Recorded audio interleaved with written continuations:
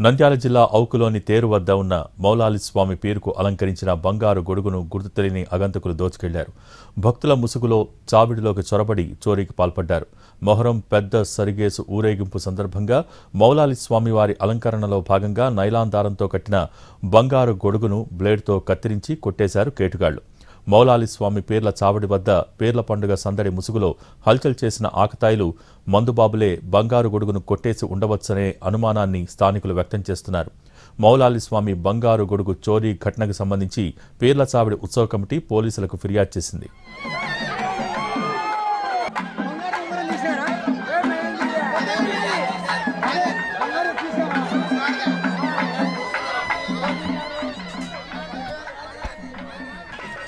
నంద్యాల జిల్లా ఔకులోని తేరు వద్ద ఉన్న మౌలాలి స్వామి పీరుకు అలంకరించిన బంగారు గొడుగును గుర్తు తెలియని అగంతకులు దోచుకెళ్లారు. భక్తుల ముసుగులో చావిడిలోకి చొరబడి చోరీకి పాల్పడ్డారు. మొహరం పెద్ద సరిగేసు ఊరేగింపు సందర్భంగా మౌలాలి స్వామివారి అలంకరణలో భాగంగా నైలాన్ దారంతో కట్టిన బంగారు గొడుగును బ్లేడ్తో కత్తిరించి కొట్టేశారు కేటుగాళ్లు.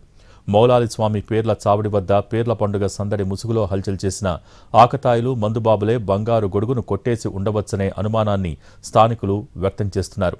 మౌలాలి స్వామి బంగారు గొడుగు చోరీ ఘటనకు సంబంధించి పీర్ల చావడి ఉత్సవ కమిటీ పోలీసులకు ఫిర్యాదు చేసింది.